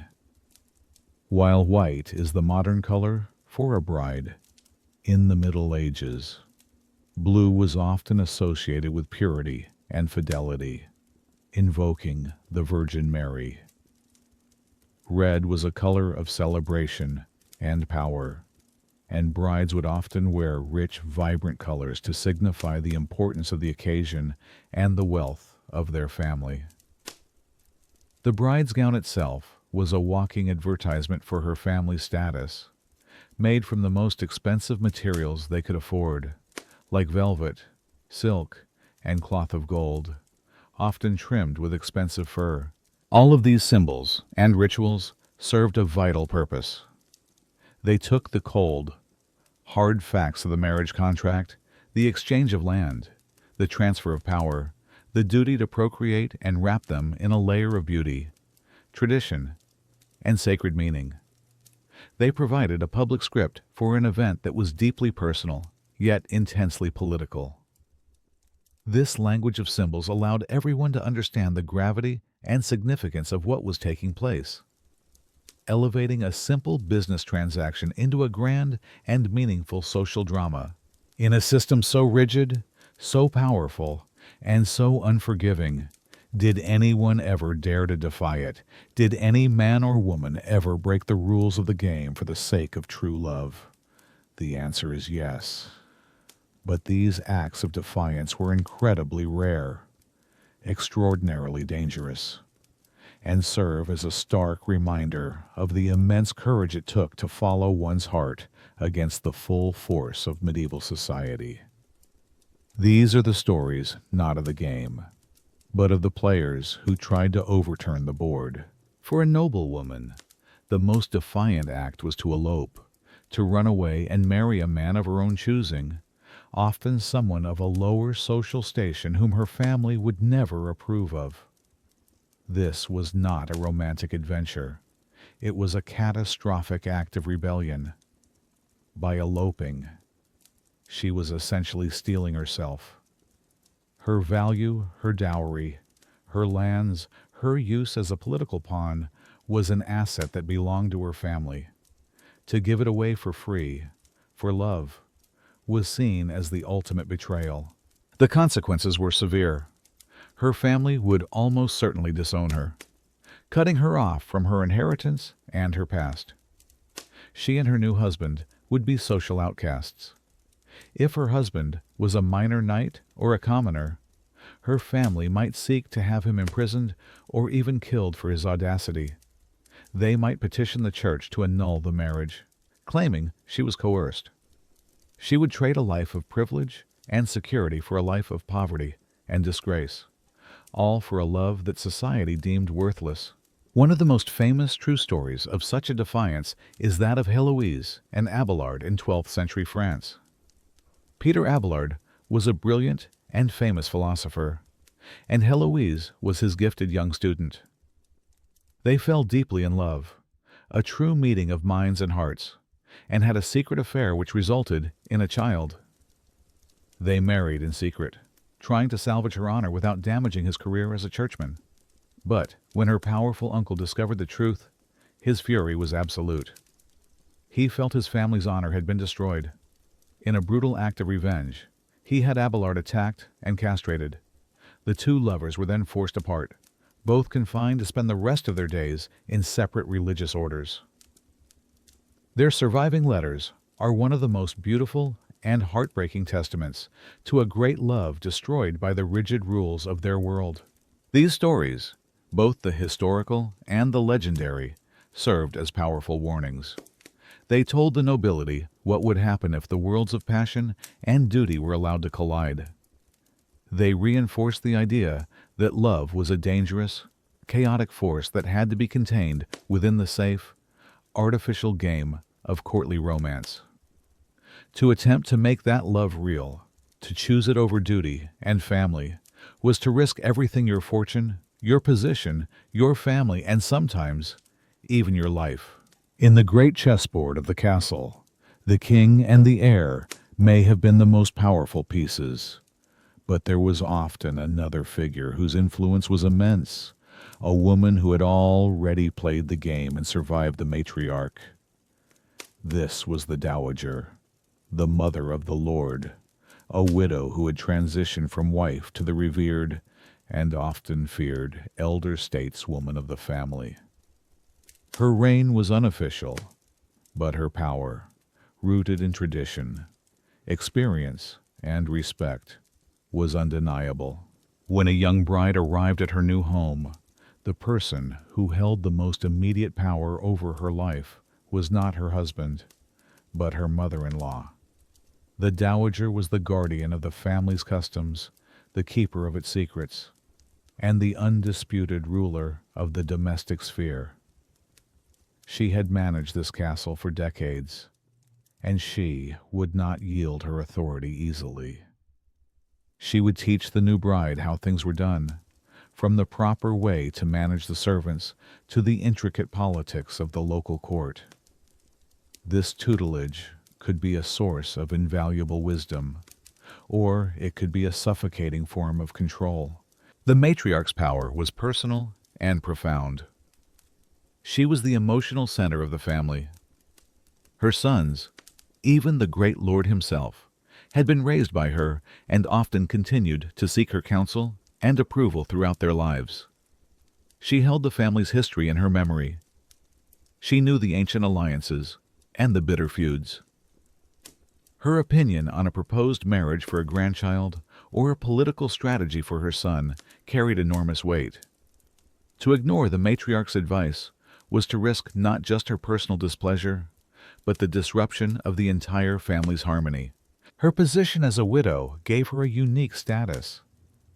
Having fulfilled her duties of producing an heir and managing the estate, she was now beyond reproach. She controlled her own dower lands, giving her financial independence, and she was often the primary guardian and advisor for her young grandchildren. She was a living link to the family's past and a powerful influence on its future. For the young bride, the matriarch was a constant presence. She was a role model to be emulated, a rival to be cautiously navigated, and a judge whose approval was desperately sought. A bride who earned the affection and respect of her mother-in-law would find her integration into the new family to be smooth and supported. The matriarch could advocate for her, teach her, and protect her. But a bride who clashed with the dowager would find her life incredibly difficult. She could be isolated, undermined, and her authority as the new lady of the castle constantly challenged. The silent domestic struggle between the young wife and the old dowager was a common drama in noble households. The matriarch was the product of the very system we have been exploring. She had been a pawn herself, a young bride sent to a strange land. She had endured the dangers of childbirth, the pressures of her wifely duties, and the loneliness of her position. Having survived it all, she emerged as a figure of formidable strength and wisdom, the quiet, enduring power behind the throne, ensuring the traditions of the cruel game were passed down to the next generation. The ideals of courtly love, with their secret passions and whispered poems, needed a public stage on which to be performed. This stage was the tournament. Far more than just a military training exercise, the tournament evolved into a grand theatrical spectacle, a festival of chivalry where the abstract game of love was played out for all to see, in a dazzling display of color, courage, and symbolic devotion. Imagine the scene: a brightly colored pavilion filled with noble ladies in their finest gowns. Below them, in a field known as the lists, knights clad in gleaming, polished armor sit astride powerful war horses. Trumpets blare, banners snap in the wind. This is the heart of the tournament, and the air is electric with anticipation.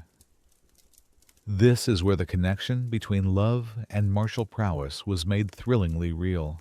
Before the jousts began, a knight would ride before the stands and choose a specific lady as his champion. He would dedicate his performance in the tournament to her. She, in turn, would bestow upon him a favor, a small personal token like a scarf, a ribbon, or a glove. The knight would then attach this favor to his helmet or his lance. This was a powerful public statement. The favor was a symbol of the lady's approval and his devotion. He was no longer fighting for himself, but for her honor. Every victory he won was laid at her feet. This ritual was the essence of courtly love made manifest. The knight was the suffering, devoted servant. The lady was the distant, inspiring mistress. His performance in the brutal, violent contests of the joust was his service to her, a physical demonstration of the devotion he expressed in poetry. The more dangerous the fighting, the greater his love was shown to be. The ladies were not passive spectators. They were active participants, judges in this game of chivalry. After the events, a queen of the tournament, often the wife of the hosting lord, or a particularly esteemed lady, would award the prizes. She would bestow a kiss on the cheek of the victor, a chaste and highly symbolic reward that was the ultimate public recognition of his skill and her favor. Of course, this was all a highly ritualized performance. The lady a knight chose as his champion was very often not a secret love, but the wife of his own lord, a way of showing loyalty to the ruling house. Or it could be a young, unmarried woman whose family he wished to impress. It was a safe, public way to enact the fantasies of romance without the dangers of a real affair. Yet, within this public theater, real emotions could certainly flourish. A stolen glance between a knight and a lady, the blush on her cheek as she bestowed her favor, the fierce pride in her eyes as he triumphed on the field, these were moments where the fantasy could feel intensely real. The tournament provided a sanctioned space for a kind of public flirtation, a thrilling performance of what if, that allowed the nobility to experience the drama of romance in a way that their carefully arranged marriages never could. It was the great stage where the cruel game of marriage was forgotten for a day, replaced by the beautiful, dangerous game of love. In the medieval world, two invisible but immensely powerful forces governed the lives of the nobility, honor, and shame. These were not just personal feelings. They were public commodities, the currency of reputation that determined a family's standing in the world. And the honor of an entire lineage was seen as being inextricably, and often unfairly, tied to the perceived virtue of its women. Honor was a family's most precious possession. It was built up over generations through brave deeds on the battlefield, loyal service to a king, and the strategic accumulation of land and power. It was the sum of a family's reputation, its public worth. A man of honor was one who kept his word, who was courageous in battle, and who ruled his lands with justice. To lose one's honor was to lose everything. But a family's honor was a fragile thing, and it was seen as being most vulnerable in the conduct of its female members. A woman was the vessel of the family's bloodline. Her purity was a direct reflection of the family's own purity and integrity. Her body was not her own. It was a repository for the family's honor. Any stain on her reputation brought an immediate and catastrophic stain upon her entire family. This is why a woman's adultery was seen as such a monumental crime. It wasn't just a personal betrayal of her husband. It was a public act that dishonored her father, her brothers, and her entire lineage. It cast public doubt on the legitimacy of her children, thereby shaming her husband and threatening the family's future. The family's honor had been publicly compromised, and this required a swift and often brutal response to cleanse the stain. The harsh punishment of an adulterous woman was as much about restoring the family's public honor as it was about justice or revenge. Shame was the opposite of honor, and it was a powerful tool for social control. The fear of bringing shame upon oneself and one's family was a constant check on behavior. A young woman was raised with a constant warning not to do anything that might bring disgrace.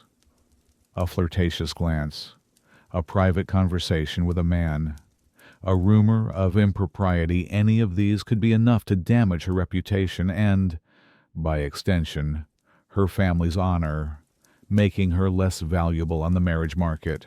This created a terrible burden for women. They were held to an impossible standard of perfection, forced to be the public guardians of a reputation that men could tarnish with their own actions, but which women could destroy with a single misstep. A man could lose his honor on the battlefield through cowardice, but he could often win it back with a future act of bravery. A woman whose sexual honor was compromised, however, could almost never recover. Her shame was permanent. This tangled web of honor and shame was the invisible cage that surrounded every noblewoman. It dictated her every action, her every relationship.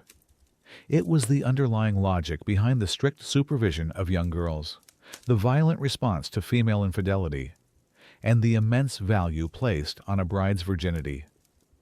In the cruel game of marriage, a woman was not just playing with her own future. She was gambling with the honor of generations. Beyond the social customs and religious doctrines, the life of a noblewoman was defined by a cold, hard legal framework that, in many ways, rendered her invisible. In the eyes of the law, a married woman existed in a state of legal limbo, a concept inherited from Norman tradition known as coverture. Coverture meant that upon marriage, a woman's legal identity was suspended and absorbed into that of her husband. They were no longer two individuals, but one. And that one, legally speaking, was the man. This principle had profound and far-reaching consequences. An unmarried woman or a widow, known as a femme sole, had some legal rights. She could own property, make contracts, and sue or be sued in court. But the moment she married, she became a femme covert, a covered woman. And these rights vanished.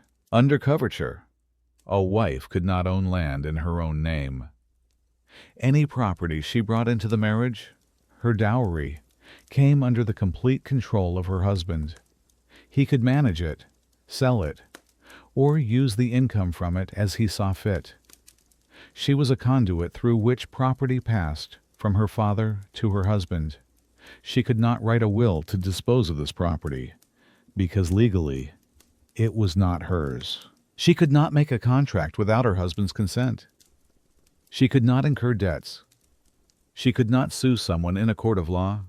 If she was wronged, her husband had to bring the suit on her behalf. Likewise, if she committed a civil wrong, her husband was held responsible. Her legal personhood was almost entirely erased, subsumed into his. This legal framework reinforced the idea of a wife as a form of property. While she was not a slave, her legal standing had more in common with a minor child than with a full adult. Her husband had the right to her labor in the household and, most importantly, to her physical person. The law gave a husband the right to chastise his wife with physical discipline, and the concept of a husband raping his wife was legally inconceivable, as he was considered to have an undeniable right to her body. The only true legal protection a wife had was her dower right, the share of her husband's property she was entitled to upon his death. This was her safety net, the one piece of the legal system designed to provide for her. But even this was a future promise, a right she could only exercise once she was no longer a wife. This legal invisibility stands in stark contrast to the immense social and administrative responsibilities she held. We have seen how a chatelaine could rule a castle, manage finances, and even command troops. She was a figure of immense practical power, but this power was always extra-legal, an authority she wielded on behalf of her husband, in his name. Legally, she was a shadow. This contradiction lies at the very heart of the noblewoman's experience. She was simultaneously a powerful manager and a legal nonentity, a respected lady, and a piece of property. Her life was a constant negotiation between the practical power she exercised and the legal powerlessness she endured, a game played on a board where the rules were written entirely by and for men. The medieval castle is often imagined as a man's world, a world of knights, lords, and soldiers. But within the stone walls, another world existed, a sphere dominated by women. This was the world of the queen's or ladies' chambers, a space of domestic industry, social maneuvering, and intense, complex relationships between the noblewoman and her ladies-in-waiting. This inner sanctum was a place of both fierce loyalty and bitter rivalry. A noblewoman, especially a queen or great lady, was never alone. She was constantly surrounded by her entourage of ladies-in-waiting. These were not servants, but high-born girls and young women, often the daughters of other noble families who had been sent to the lady's household to learn the courtly arts, to be educated, and, most importantly, to be placed on the marriage market. The lady's household was a finishing school for the aristocracy. This created a unique, insular environment. The lady and her women would spend their days together, engaged in activities deemed suitable for their station embroidery, weaving, reading religious text or romantic poems, playing music, and strolling in the castle gardens. It was a world of shared experience, and within it, deep bonds of friendship and solidarity could form. The ladies-in-waiting were the mistress's confidants, her companions in a life that was often lonely and formal.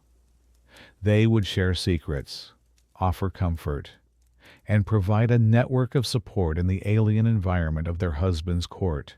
However, this enclosed world was also a hotbed of competition and intrigue. These young women were all, in their own way, ambitious. They were all vying for favor, for status, for the best possible marriage match. The lady of the castle was the gatekeeper to these opportunities. Gaining her favor could mean being recommended for a marriage to a wealthy and powerful lord. Falling out of her favor could mean being overlooked or sent home in disgrace. This led to constant, subtle jockeying for position.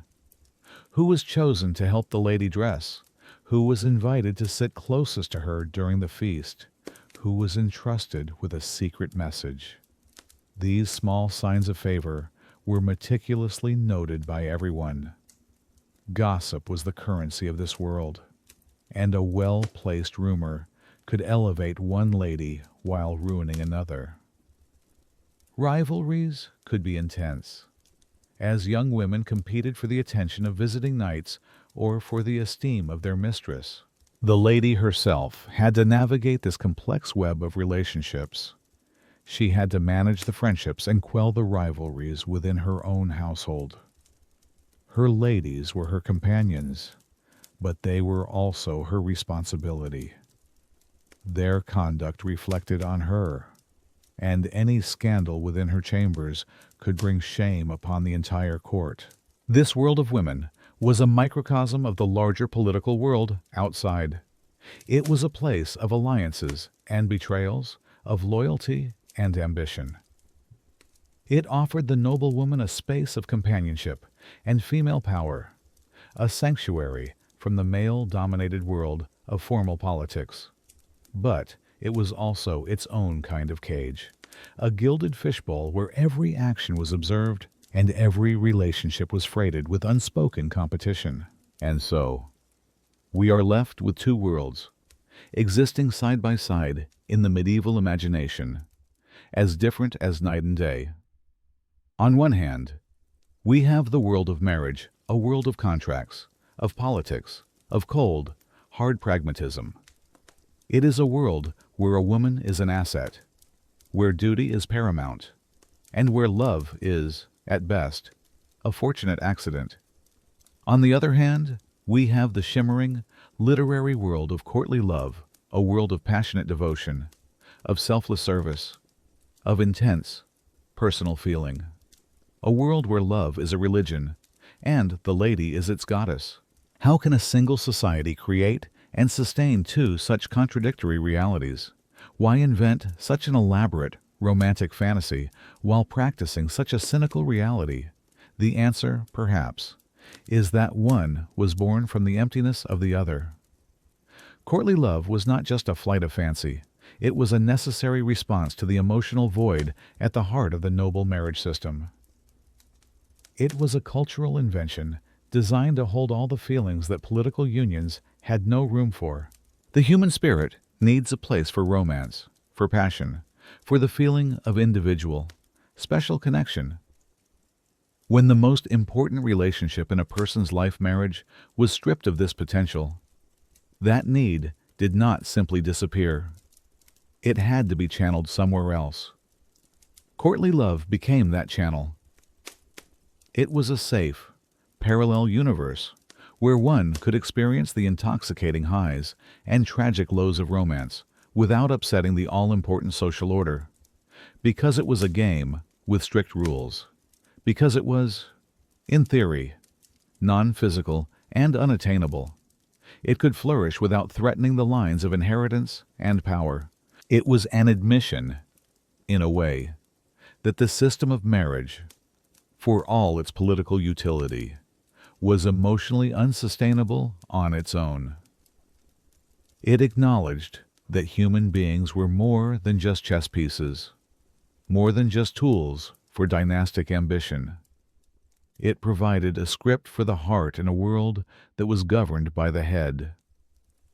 It allowed a knight to feel something profound and personal, and a lady to be admired for something other than her dowry. It was a beautiful, intricate fantasy, built to make a harsh reality just a little more bearable. It's easy to look back on these stories of forced marriages, of courtly games, of women locked in convents as mere historical curiosities, distant dramas from a bygone age. But the consequences of these chained hearts were anything but trivial. These personal, intimate arrangements had the power to shape the destiny of nations. The map of modern Europe was drawn, in part, by the lines of marriage contracts. The union of Ferdinand of Aragon and Isabella of Castile was a political marriage that created the nation of Spain. The marriage of Henry VII to Elizabeth of York at the end of the Wars of the Roses was a contract designed to end decades of bloodshed and found the powerful Tudor dynasty. The Habsburgs of Austria built an empire not through conquest, but through a deliberate, brilliant strategy of political marriage, encapsulated in their motto, "Let others wage war, you, happy Austria, marry." The fate of millions, the languages they spoke, the borders they lived within, were all decided in the quiet negotiations over a noblewoman's hand. The personal was profoundly political. And so, what is the legacy of this cruel game? It is a powerful, timeless reminder of the eternal tension between the needs of society and the desires of the individual. It shows us a world where duty and passion were forced into separate, conflicting spheres. It highlights a struggle that still resonates with us today, the balance between our obligations to our families and communities, and our search for personal happiness and authentic connection. The story of medieval noble marriage is a story of how a society, for reasons of stability and power, attempted to control the most powerful and unpredictable of human emotions.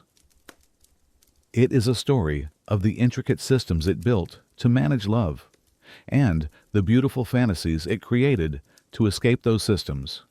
And it is, ultimately, a testament to the quiet strength of the human heart, which, even when bound by the coldest of chains, will always search for a way to feel. And so our story comes to an end. The sound of the troubadour's lute has long since faded. The ink on the marriage contracts has turned to dust.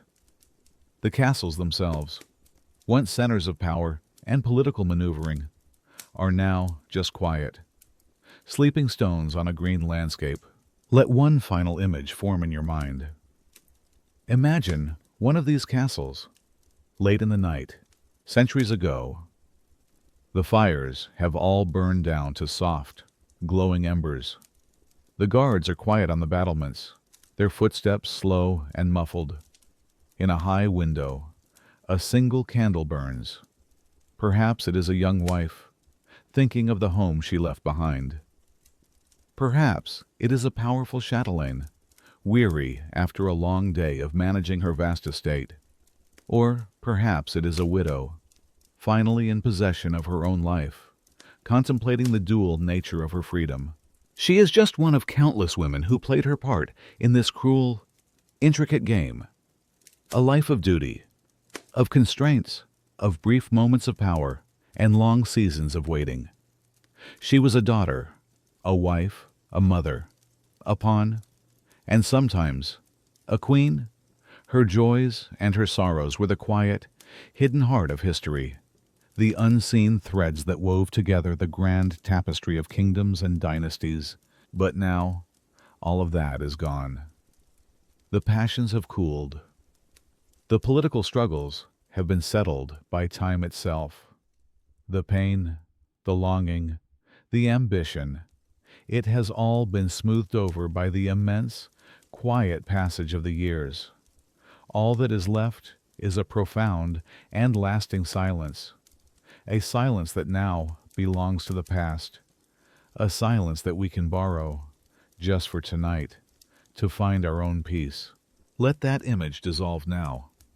Let it all drift away.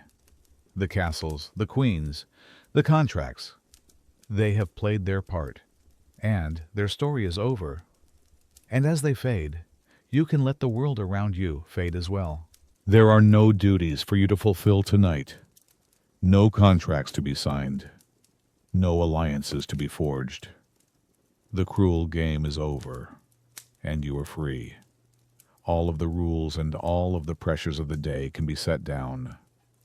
Let them fall away, as gently as a leaf falling from a tree. Feel the weight of your body, comfortable and still. Notice the gentle rhythm of your own breathing. In and out. A slow, easy tide that carries you further and further away from the waking world. The silence of the past is here now, to wrap around you like a soft, warm blanket. It is a silence full of history, but it asks nothing of you. It is simply here to offer you rest. Sleep now, You are safe from the games of kings and queens. You are sheltered from the pressures of the world. Let the quiet of the centuries be your lullaby. Let the stories fade into dreams. The alliances have all been settled. The castles are quiet, and all is at peace. Sleep well now. Just sleep.